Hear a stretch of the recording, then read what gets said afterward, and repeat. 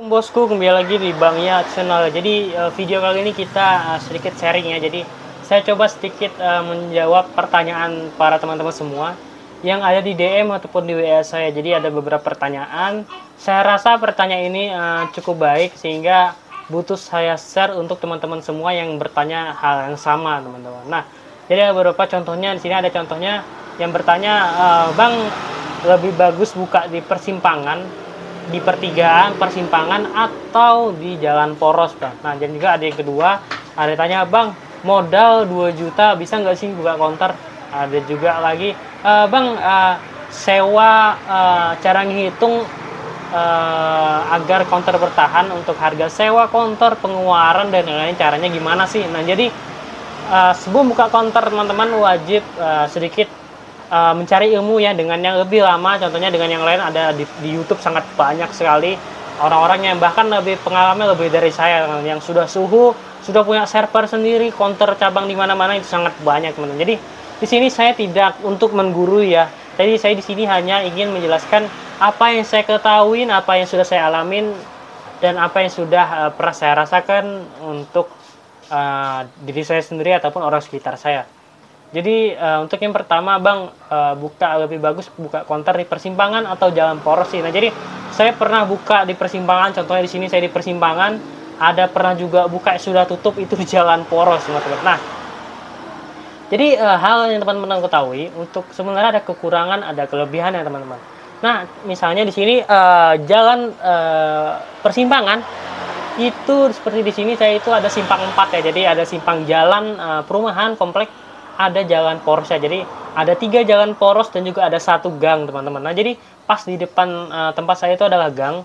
Jadi gang ya cukup ramai, teman, karena di dalam gang itu ada jalan Belida 1, jalan Belida 2, itu namanya, itu ada blok-bloknya lagi. Nah, jadi semua konsumen yang beli pulsa, beli paket, bayar listrik, isi token, BPJS, WIPI, dan lain-lain, itu larinya ke counter saya, alhamdulillah, teman-teman.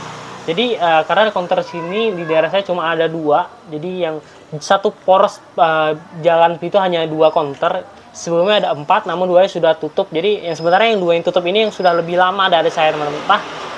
Kenapa mereka malah tutup? Jadi nggak tahu permasalahannya di mana ya. Nah, jadi kekurangannya adalah di jalan poros, teman-teman.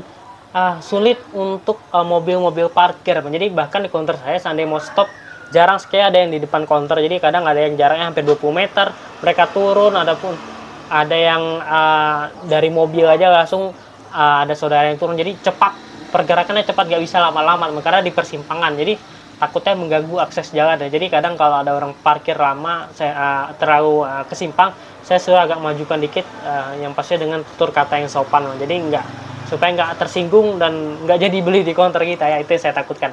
Nah, jadi untuk yang kedua itu di jalan poros, teman. Jadi saya pernah 2019 saya buka cabang di jalan poros, teman. Sewanya sangat murah, teman. Saya sewa tanah aja sekitar sewa tanah dan bayar listrik hanya 300.000, teman-teman. Jadi saya buatkan sendiri, kurang lebih modal hampir 10 jutaan dengan isi barang ya. Jadi 10 juta itu dengan isi barang. Itu dengan isi barang ya.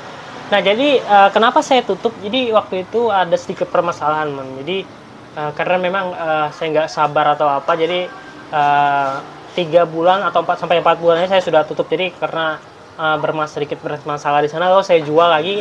Dan yang ngebeli itu adalah karyawan saya, teman. Kebetulan karyawan saya itu adalah cucu yang punya tanah ya. Jadi cukup lebih santai ya di sana.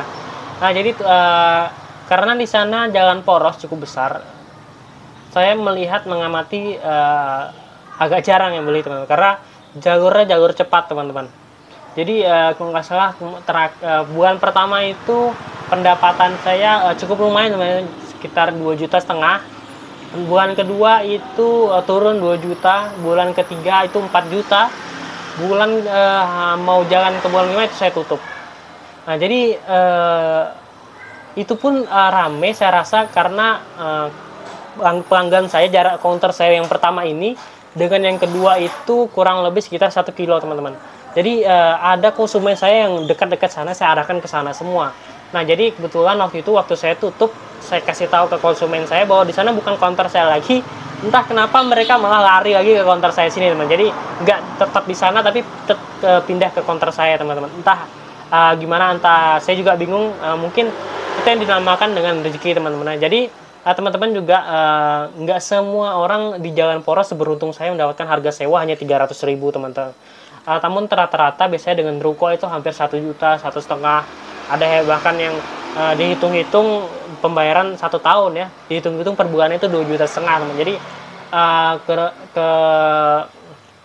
kekurangannya itu sih, jadi kekurangannya kadang sewanya sangat tinggi untuk Jalan Poros teman-teman, dan juga yang pastinya jalur cepat itu sangat sulit teman-teman, kecuali teman-teman punya counter yang sangat besar yang menjual lengkap kayak handphone dan lain-lain, itu oke. Tapi kalau untuk toko-toko pulsa paket internet saya rasa cukup sulit teman-teman, terutama Jalan Poros yang sangat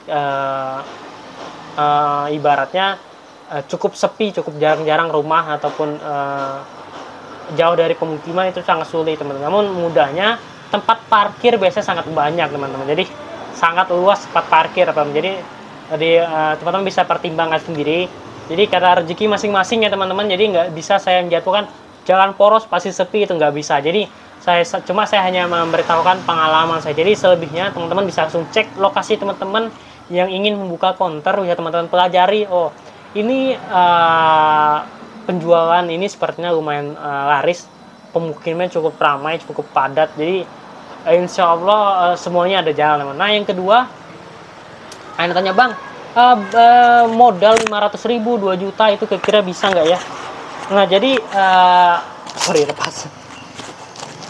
jadi untuk modal sebenarnya untuk berapa aja bisa teman-teman. Jadi teman-teman bisa langsung stok dari 500, 1 juta, 2 juta, bahkan sampai 10 juta itu saya rasa cukup bisa penuh counter teman-teman. Jadi contohnya saya buka counter awal 2017 akhir bulan 12 tanggal 20 itu saya buka counter.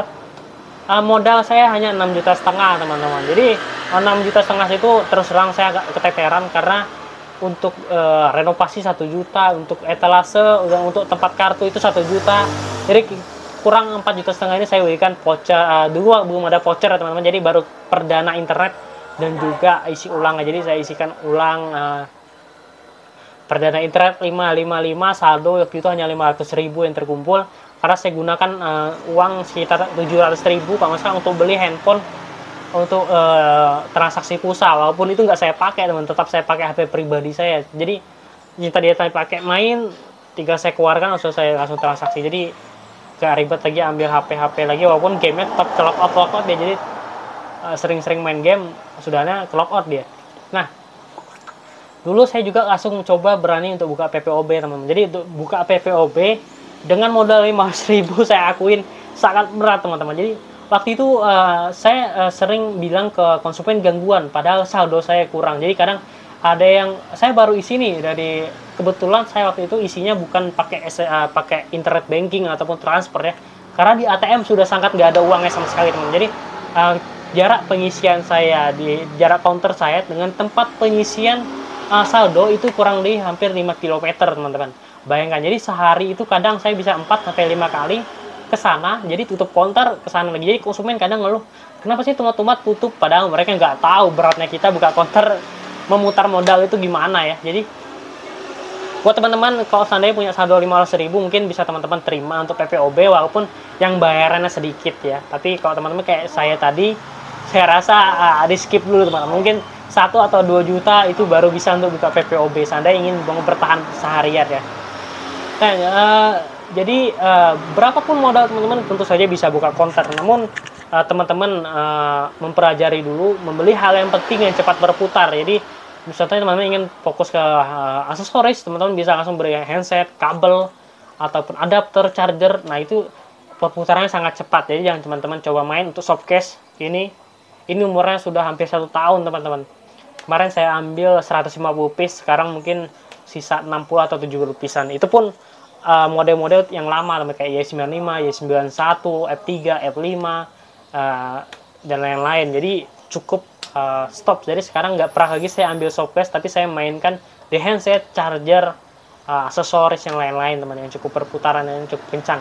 Nah jadi tips dari saya teman punya modal yang minim, usahakan dimaksimalkan mungkin untuk mengambil barang-barang yang fast moving teman-teman. Jadi jangan tergoda dengan produk seperti ini showcase yang perputarannya sangat lambat teman-teman. Jadi teman-teman bisa langsung stok aksesoris yang saya sebutkan tadi.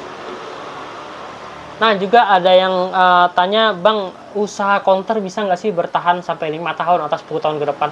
Nah di sini saya nggak bisa terlalu banyak jawab ya, tapi menurut pandangan saya rasa sampai kapanpun usaha counter masih bisa tetap jalan teman-teman, karena aksesoris handphone ini nggak ada habisnya teman-teman, kecuali entah internet mungkin nanti akan sedikit penurunan karena nanti akan ada WiFi di mana-mana ya. Jadi kita tahu WiFi di mana-mana, mungkin sekarang di counter teman-teman semua sudah cukup jarang orang yang isi paket internet yang besar-besar, bahkan ada yang bilang isikan sedikit aja Mas, karena pakaiannya di luar ya pasti sudah cukup banyak ya. Namun nggak semuanya orang seperti teman, ada juga yang isi paket-paket yang langsung masih paket yang besar. Jadi kita nggak pernah tahu kebutuhan konsumen itu masing-masing. Jadi saya rasa 10 ataupun 20 bahkan 50 tahun ke depan kita nggak pernah tahu, saya rasa cukup jalan ya. Jadi nah ada yang tanya, Bang, pakai server apa sih? Mestinya pakai berapa server sih untuk buka counter? Nah jadi sebenarnya satu server sudah cukup, namun saya sarankan minimal 2 teman-teman.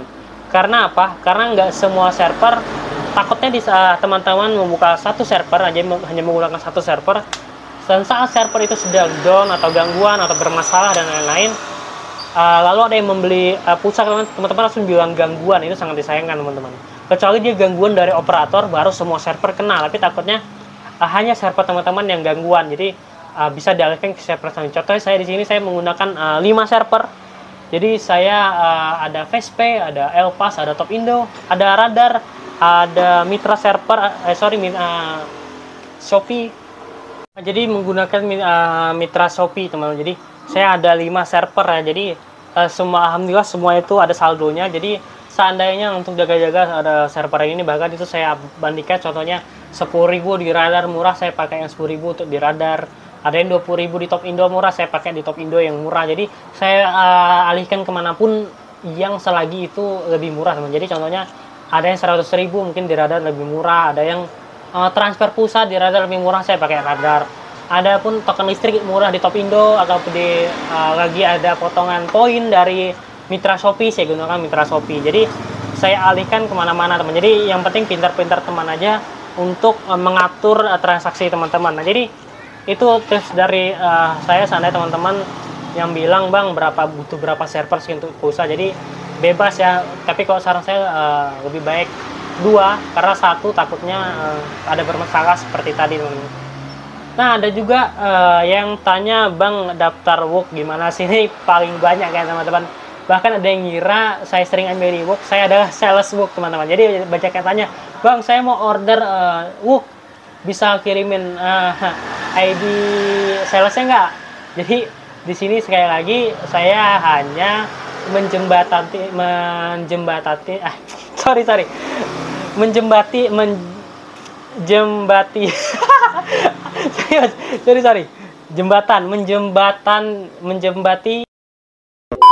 Nah, oke, jadi akan kita lanjutkan ya. Sorry teman-teman, jadi agak kurang fokus tadi ya. Jadi sini kita bawa santai aja ya. Nah jadi teman-teman yang mau dapat kode salesbook bisa langsung DM ataupun di WA saya. Jadi saya rasa, saya mohon teman-teman jangan nyebar WA di YouTube ya, karena takutnya digunakan hal yang aneh-aneh dengan tangan-tangan jahil. Jadi jangan langsung tulis alamat sama nomor WA teman-teman di kolom komentar, tapi cukup di DM saya ataupun di WA saya. Dan juga jangan minta WA saya di YouTube ya, di kolom komentar teman, cukup. Jadi teman-teman bisa langsung DM, nanti bisa langsung kita sharing. Dan di sini curah cukup banyak, saya berteman dengan counter-counter, ada yang dari Riau, ada yang dari Papua, ada yang Manokwari, ada yang Sulawesi, ada yang Palembang, ada yang Aceh, ada yang Kalimantan Selatan, Kalimantan Barat, dan lain-lain, ada yang Jakarta, Bandung, Bali. Jadi alhamdulillah channel saya bisa ditonton hampir satu Indonesia ya. Jadi hampir dari ujung Sabang sampai ujung Merauke ada yang nonton, dan juga kita sudah berteman semua di WA. Jadi kita saling sharing permasalahan counter. Jadi insya Allah nanti akan saya buatkan grup. Jadi yang mau teman-teman mau join ke grup, nanti bisa langsung DM ke Instagram saya, nomor WA-nya nanti akan saya masukkan. Dan di sini kita bisa sharing-sharing teman-teman. Jadi kita bisa sharing-sharing tentang masalah perkonteran dan lain-lain. Jadi teman-teman mau sharing masalah hidup juga bisa, insya Allah kita bisa bantu ya teman-teman. Nah jadi video kali ini itu aja. Jadi saya rasa 3 pertanyaan tadi insya Allah cukup menjawab pertanyaan teman-teman semua. Jadi untuk pertanyaan berikutnya nanti akan kita buat videonya di video berikutnya, oke? Jadi teman-teman jangan lupa like, comment, dan subscribe. Assalamualaikum warahmatullahi wabarakatuh. Salam sukses, bye.